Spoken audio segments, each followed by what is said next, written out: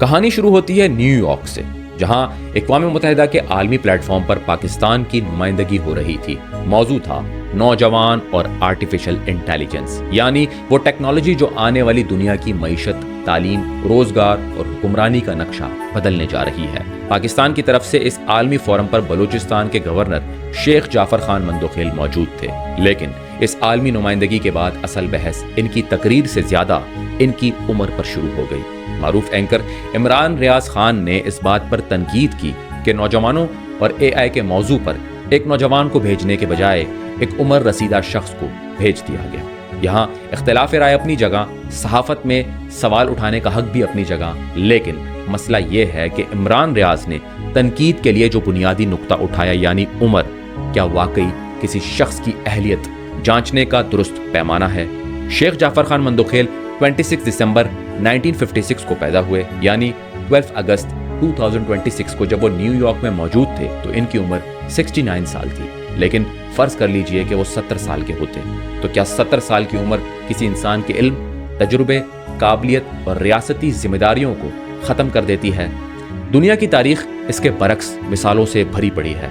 Nelson Mandela 75 سال کی عمر میں جنوبی افریقہ کے صدر بنے، اور اسی عمر میں انہوں نے ایک ایسے ملک کی قیادت سنبھالی جو دہائیوں کی نسلی تقسیم اور کشمکش سے گزر چکا تھا۔ رونالڈ ریگن نے 69 سال کی عمر میں امریکی صدارت سنبھالی اور 77 سال کی عمر میں منصب چھوڑا۔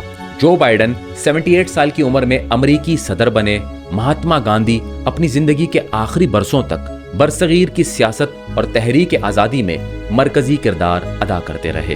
دنیا نے کبھی بھی یہ اصول نہیں اپنایا کہ کسی شخص کی عمر بڑھتے ہی اس کا تجربہ غیر متعلق ہو جاتا ہے۔ اصل سوال ہمیشہ یہ رہا ہے کہ اس شخص نے اپنی زندگی میں کیا کیا ہے، اس کے پاس کیا تجربہ ہے، اور وہ اپنے ملک یا ادارے کے لیے کیا کردار ادا کر سکتا ہے۔ اب اسی پیمانے سے شیخ جعفر خان مندوخیل کو دیکھتے ہیں۔ یہ کوئی ایسا شخص نہیں جس نے چند ماہ پہلے سیاست میں قدم رکھا ہو اور اچانک گورنر بن گیا ہو۔ ان کا سیاسی سفر 1974 میں طلبہ سیاست سے شروع ہوا۔ وہ مسلم اسٹوڈنٹس فیڈریشن سے وابستہ رہے اور اس کے بعد عملی سیاست میں آگے بڑھے۔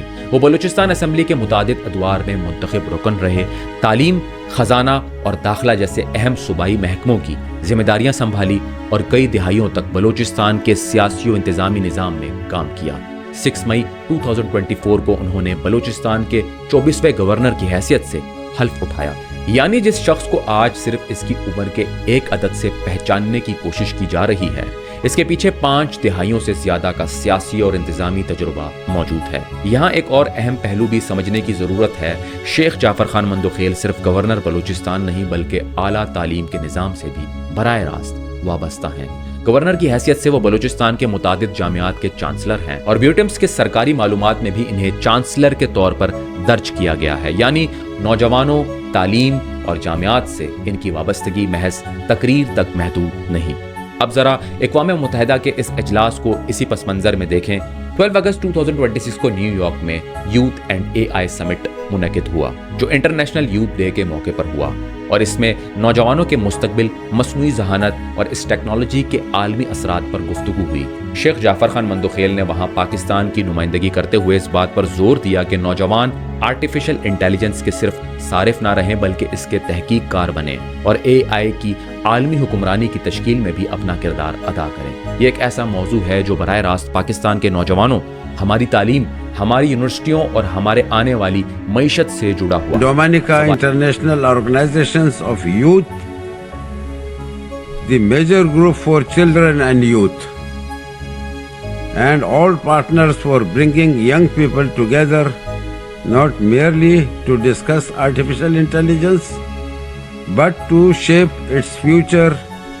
This is particularly important because young people will live longest with both the opportunities and consequences of the technological choices we make today.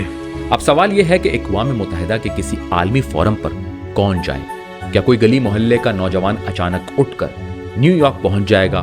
ظاہر ہے ایسا نہیں ہوتا۔ کسی ملک کی نمائندگی کے لیے متعلقہ حیثیت، تجربہ، ادارہ جاتی شناخت اور دعوت ضروری ہوتی ہے۔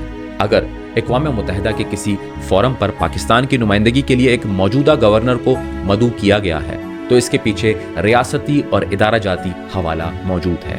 یہ کہنا کہ صرف نوجوان ہونے کی وجہ سے لازماً کوئی نوجوان ہی وہاں جانا چاہیے ایک نامکمل دلیل ہے۔ اگر پاکستان کے پاس بہترین نوجوان AI ماہرین موجود ہیں تو انہیں بھی ایسے عالمی فورمز پر ضرور بھیجا جانا چاہیے، لیکن اس کا مطلب یہ نہیں کہ ایک تجربہ کار گورنر کو وہاں بھیجنا غلط فیصلہ بن جاتا ہے، بلکہ پاکستان کو دونوں چیزوں کی ضرورت ہے۔ نوجوانوں کی جدید ٹیکنالوجی اور تجربہ کار لوگوں کی پالیسی و انتظامی سمجھ، یہی امتزاج کسی ملک کو آگے لے جاتا ہے۔ عمران ریاض خان کی تنقید کے بارے میں بھی یہی بنیادی بات ہے۔ ان کا سوال اٹھانا ان کا حق ہے، لیکن کسی شخص کو اس کی عمر کی بنیاد پر 70 سالہ بابا قرار دینا ایک مضبوط صحافتی دلیل نہیں بنتی۔ اگر اعتراض یہ ہے کہ AI کے موضوع پر زیادہ ٹیکنیکل ماہر کو بھیجا جانا چاہیے تھا تو اس پر باقاعدہ بحث کیجیے۔ اگر اعتراض یہ ہے کہ نوجوانوں کی نمائندگی زیادہ ہونی چاہیے تھی تو یہ ایک قابل غور موقف ہے، لیکن اگر پوری تنقید کا مرکزی نقطہ صرف یہ ہو کہ وہ عمر رسیدہ ہیں تو پھر یہ سوال بنتا ہے کہ ہم قابلیت کو کس پیمانے سے ناپ رہے ہیں؟ کیا ہم کسی ڈاکٹر کو صرف اس لیے کم قابل سمجھیں گے کہ وہ نوجوان نہیں؟ کیا کسی سفارتکار کے کئی دہائیوں کے تجربے کو صرف عمر کی وجہ سے ختم کر دیں گے؟ کیا کسی سیاستدان کی پوری عملی زندگی صرف اس لیے بے معنی ہو جائے گی کہ وہ 30 سال کا نہیں رہا؟ دنیا کا کوئی سنجیدہ نظام اس طرح کام نہیں کرتا۔ شیخ جعفر خان مندوخیل کی اگر اپنی تاریخ دیکھیں تو ان کا سیاسی سفر طلبہ سیاست سے شروع ہو کر بلوچستان اسمبلی، صوبائی وزارتوں اور گورنر ہاؤس تک پہنچا ہے۔ انہوں نے تعلیم، خزانہ اور داخلہ جیسے محکمے دیکھے، مختلف سیاسی ادوار کا مشاہدہ کیا، ریاستی اداروں کے ساتھ کام کیا اور بلوچستان کے سیاسی و انتظامی نظام میں طویل عرصہ گزارا۔ ایسے شخص کو صرف عمر رسیدہ کہہ کر اس کے پورے تجربے کو نظر انداز کرنا انصاف نہیں۔ اور ایک اہم بات یہ بھی ہے کہ ان کی موجودہ ذمہ داری خود نوجوانوں اور تعلیم سے جڑی ہوئی ہے۔ بلوچستان کی جامعات کے چانسلر کی حیثیت سے وہ اعلیٰ تعلیم کے معاملات سے براہ راست وابستہ ہیں۔ 2026 میں یونیورسٹی آف تربت کی کنونشن میں بھی بطور گورنر اور چانسلر انہوں نے شرکت کی اور AI سینٹر کے قیام کی تجویز سامنے آئی۔ اس لیے یہ کہنا بھی درست نہیں کہ وہ نوجوانوں یا جدید ٹیکنالوجی کے موضوع سے بالکل غیر متعلق شخص ہیں۔ البتہ یہاں ایک مثبت تنقید ضرور بنتی ہے۔ پاکستان کو مستقبل میں ایسے عالمی فورمز پر اپنے نوجوان AI ماہرین، سائنسدانوں، محققین اور ٹیکنالوجی انٹرپرینیئرز کو بھی زیادہ نمایاں کرنا چاہیے۔ اگر شیخ جعفر خان مندوخیل کے ساتھ ایک نوجوان پاکستانی AI ماہر بھی عالمی فورم پر موجود ہوتا تو شاید پاکستان کی نمائندگی مزید مضبوط ہو جاتی، لیکن اس تجویز کو ایک بزرگ یا تجربہ کار نمائندے کی تضحیک میں تبدیل کرنا مناسب نہیں۔ پاکستان کے لیے یہ بات بھی قابل فخر ہے کہ بلوچستان کے موجودہ گورنر کو نیو یارک میں اقوام متحدہ کے یوتھ اینڈ AI سمٹ میں پاکستان کی نمائندگی کا موقع ملا۔ آخرکار اصل سوال عمر نہیں، کارکردگی ہے۔ شیخ جعفر خان مندوخیل نے وہاں کیا بات کی؟ انہوں نے نوجوانوں کو AI کے دور کے لیے تیار کرنے کی بات کی۔ اگر عمران ریاض خان یا کوئی اور صحافی سمجھتا ہے کہ اس سے بہتر نمائندہ بھیجا جا سکتا تھا تو اس کا نام سامنے آنا چاہیے، اس کی قابلیت بیان ہونی چاہیے اور اس پر دلیل کے ساتھ بحث ہونی چاہیے۔ یہی صحافت کا مضبوط طریقہ ہے، لیکن کسی شخص کی عمر کو بنیاد بنا کر اسے عالمی فورم کے لیے غیر موضوع قرار دینا نہ مکمل دلیل ہے اور نہ ہی اس شخص کی پوری زندگی کے تجربے کے ساتھ انصاف، کیونکہ 70 سال صرف ایک عدد ہے۔ اصل چیز یہ ہے کہ اس عمر تک انسان نے کیا حاصل کیا، کن اداروں میں کام کیا اور کتنی ذمہ داریاں سنبھالی، کتنے بحران دیکھے اور اپنے تجربے کو کس طرح ملک کے لیے استعمال کیا۔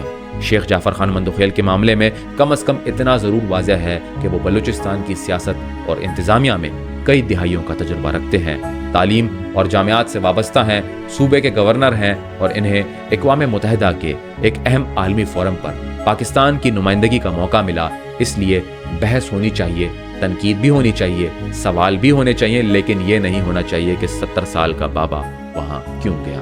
سوال یہ ہونا چاہیے کہ پاکستان وہاں کیا پیغام لے کر گیا اور اس پیغام سے پاکستان کے نوجوانوں کو کیا فائدہ پہنچ سکتا ہے۔ یہی اصل بحث ہے اور شاید یہی وہ مقام ہے جہاں ہمیں عمر گننے کے بجائے تجربے اور کارکردگی کو دیکھنا چاہیے۔